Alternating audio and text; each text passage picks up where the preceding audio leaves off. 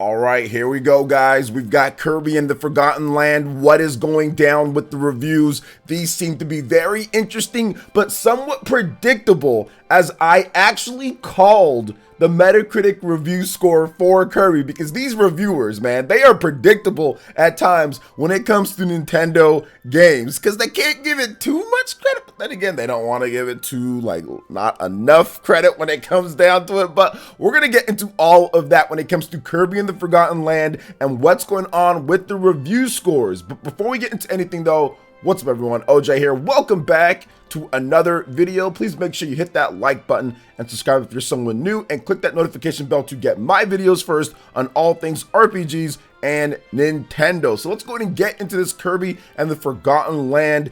Interesting reviews, and probably the best Kirby of all time, maybe the best Kirby of all time. It looks that way based off of some of the things that people are saying in these reviews. So in these review roundups, what I like to do is go over the top scores, go over the mid scores, then go over the worst scores, and kind of discuss everything about the game and just how the game is going to be when it comes out. And pretty much this is looking really good in comparison to previous Kirby games. Remember, Kirby games don't really get anything over the low to mid 80s. So to see that overall, as you guys can see in the actual thumbnail, 85 Metascore so far, 65 reviews at this point. So let's go ahead and break down at the top, mid, and then bottom as well. So let's go and find some reviews that I do know about, review sites at least. So Player2, I've not heard about them, but they gave it a 10 out of 10.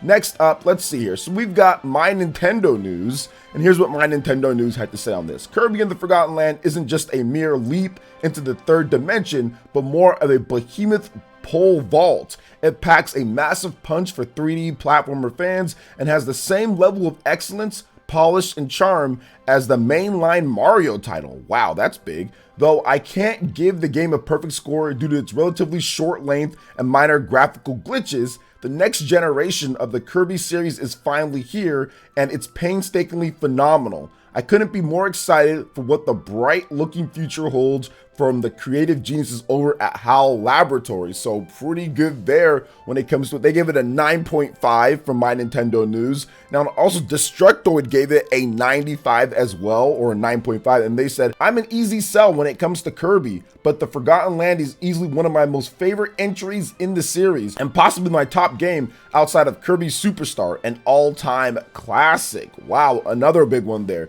Now WCCF Tech gave it a 95 as well, and said Kirby in the Forgotten Land is one of the absolute best first-party titles on the Nintendo Switch has to offer. The game feels great to play, looks lovely, and introduces a vibrant and surprising world packed with new mechanics, challenges, and content. Kirby fans have been waiting a long time for his first 3D game, and the Forgotten Land is truly the Pink One's Super Mario 64 or Zelda Ocarina of Time.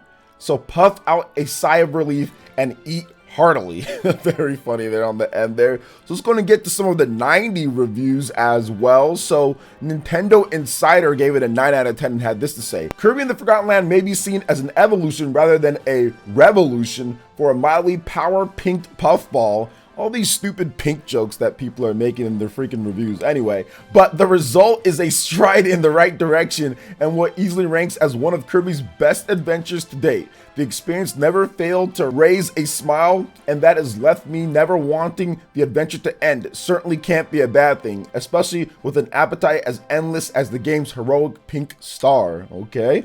On that one, Games Radar Plus gave it a 9 out of 10, and here's what they had to say. The way Kirby and the Forgotten builds on the traditions of the series really makes it feel like we've entered into a new era for the pink puffball. The bigger, more open 3D setting full of challenges and inventive features makes this an unmissable adventure for a longtime fans. And for newcomers, I can't think of a better introduction. There's no holding back my excitement about what the future may hold for the series going forward. Kirby and the Forgotten Land truly is a delight from start to finish. Okay, there's another really good score for Kirby, so people are saying some great things. Now, GameSpot, which is notoriously tough when it comes to video game grading out there, they gave it a 9 out of 10 as well and said this: Kirby and the Forgotten Land is one of those games that's hard to play without constantly having a silly smile on your face. It's far more than just a cute and charming platformer with colorful visuals, though. This is one of the best platformers on Nintendo Switch thanks to its brilliantly designed stages and dynamic arsenal of abilities that constantly shake up the moment-to-moment platforming and action. And Frank and Kirby, if you're reading this review, please don't eat me. I don't have any cool powers anyway. Alright, so good stuff there from GameSpot as well. Game Informer with a 9 out of 10 and says Kirby and the Forgotten Land is great and should not be missed for Kirby and platforming fans alike. This isn't quite the Pink Puff's rendition of Super Mario 64, but it brings the series successfully into the 3D realm and doesn't need to rely solely on its latest entertaining gimmick. Kirby thankfully remains as charming as ever, and this new adventure can effortlessly provide hours of glee. So, man, people are just showering praise. Some people said it is like the Mario 64. Other people say it's not that. So, it is what it is. You guys can be your own judges on that. So, let's go ahead and go down a little bit. We read a lot of 90 reviews. There's a ton of 90s guys, well over 10 plus 90s, so that's definitely a good thing. Let's go ahead and get into the 80s from some websites that I do know about. So I'm not really sure. I'm kind of scrolling through and I don't see a ton of websites that I've heard about with the 80s. But okay, here we go. VG247. So here's what they had to say. They gave it an 8 out of 10 and had this. Kirby and the Forgotten Land is a little safe at points to make a proper all-timer, but I'm not sure that was ever the intention. It's a game that is easy to like, can be played by everyone, and it sits nicely alongside other Switch exclusives from Nintendo. If Kirby becoming a car is everything you want in life, good for you, and welcome to your favorite game of all time. For me, Kirby remains just below A tier, which is a great place to be. It's often where some of the tastiest snacks are. So there you go on that one. I'm not exactly sure what they're going to do outside of him transforming into different things for Kirby, you know, for it to not be safe. I don't know what they want to do. Maybe Kirby should have a gun or something like that. But anyway, moving on here. IGN with an 8 out of 10 says Kirby and the Forgotten Land successfully warps the series' already fun mix of ability-based combat, platforming, and secret hunting into the third dimension. The post-apocalyptic setting may not be as thematically interesting as Planet Popstar, but it's still lovely and vibrant with cleverly designed levels that make constantly smart use of Kirby's abilities. Despite the change in perspective, Forgotten Land maintains most of what I love about classic Kirby games, and if the future means more 3D adventures for our hungry pink hero, I'd be more than happy to swallow them up. And yes, there are a plethora of swallowing up, eating pink Kirby, pink puffball, jokes, puns, and stuff alike. Like, it just never ends here. This is the most that I've seen for any game. Like, this is terrifying to see how many people are making the same exact joke.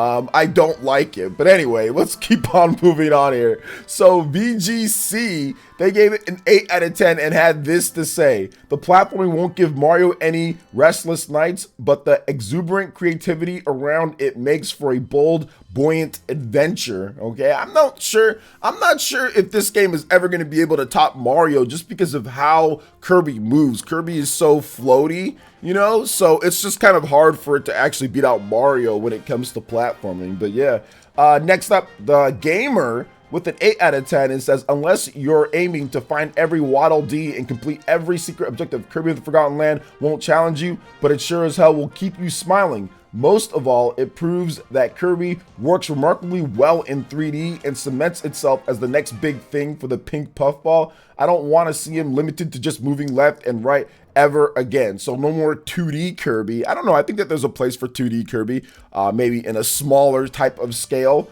But at the same time, this is cool too. You know, this is cool as well. All right, let's go and get into the 70s reviews, guys. 70s reviews. I've never heard of any of these sites, but we'll talk about some of them. There's Power Unlimited, Gamer NL, and CG Magazine. They all gave it a 7.5 out of 10. So Power Unlimited said, this is essentially a Kirby platformer as you are used to, but more beautiful, more atmospheric, and with some subtle innovations that make the experience interesting again, as long as you don't rush through it too quickly.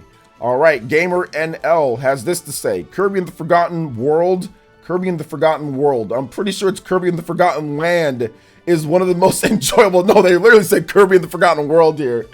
Is one of the most enjoyable Kirby games yet. The magical three-dimensional game world, countless skills and funny mouthful shapes keep you entertained. Don't expect deep combat or challenging platforming though. The focus is purely on carefree fun. CG Magazine. I don't know. They should have focused on actually understanding what the name is and spelling that correctly. They have like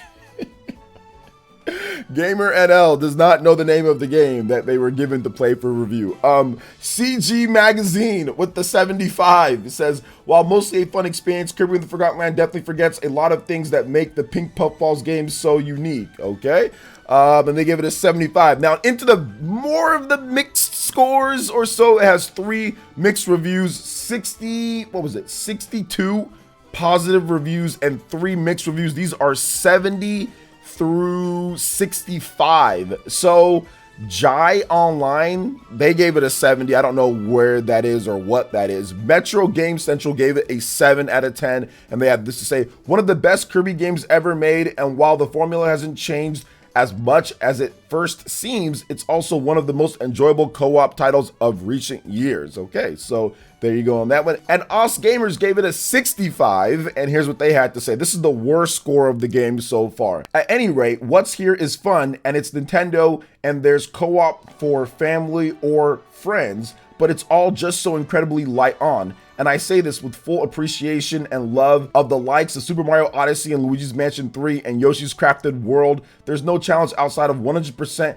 collection of items and beating treasure road times. The rest is simply a cakewalk. Unfortunately, all the bad doggo wolfies in the game can't make me think otherwise. So he's very bullish on saying that the game is just too easy when it comes down to it. I don't know. I mean, I think that when I played the demo, that was definitely a concern that many people had. And I feel that the game is easy. Kirby games are always easy. I don't recall Kirby games ever being really hard outside of maybe like the old school ones, maybe because I was bad at them back in the day. But yeah, Kirby games are never really hard. And really the challenge just comes from just 100%ing everything, like just like getting everything in the game. But yeah, I understand why some people would be like, okay, I'm going to give this game a bad score, or I'm going to give it a worse score because there isn't as much of a challenge and it's just kind of a cakewalk. So that's definitely understandable. But I mean, I guess in today's day, that's a good thing, right? People just took Triangle Strategy, they put it on the easiest difficulty and ran through the game in 20 hours, you know, so at least all the reviewers did.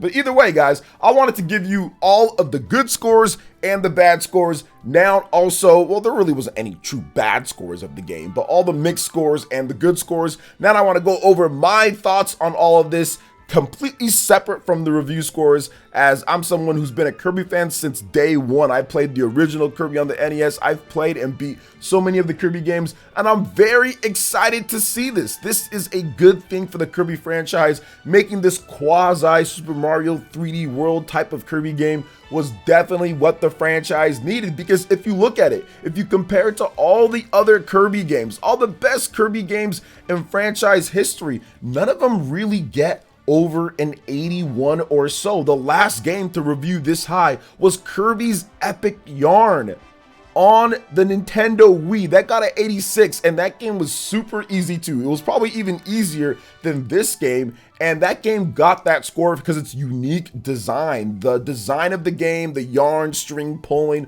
all of that was very new for back in 2010 on the Wii, and it visually looked absolutely beautiful. I think people were smitten with the look of the game more so than the actual game itself, and I think that Kirby and the Forgotten Land is truly what Kirby needed to be for a while now, on the Wii U, on the Wii, whatever the case is. So that's my feelings on it as somebody who's played all the Kirby games. My previous favorite Kirby game was Kirby Triple Deluxe and Kirby Planet Robobot. I love those ones. Superstar as well, the original game on the NES. Those were all games that I truly loved, and to see that Kirby and the Forgotten Land is significantly better, at least review score from that, like, that's awesome. But I see it and I feel it when I played. It felt better than those games to play. So I am very happy with what they've done here with Kirby and the Forgotten Land, and this score just reflects what I already knew about it. That's exactly why when I was on my live streams, I was like, this game's probably gonna get an 85. I called it exactly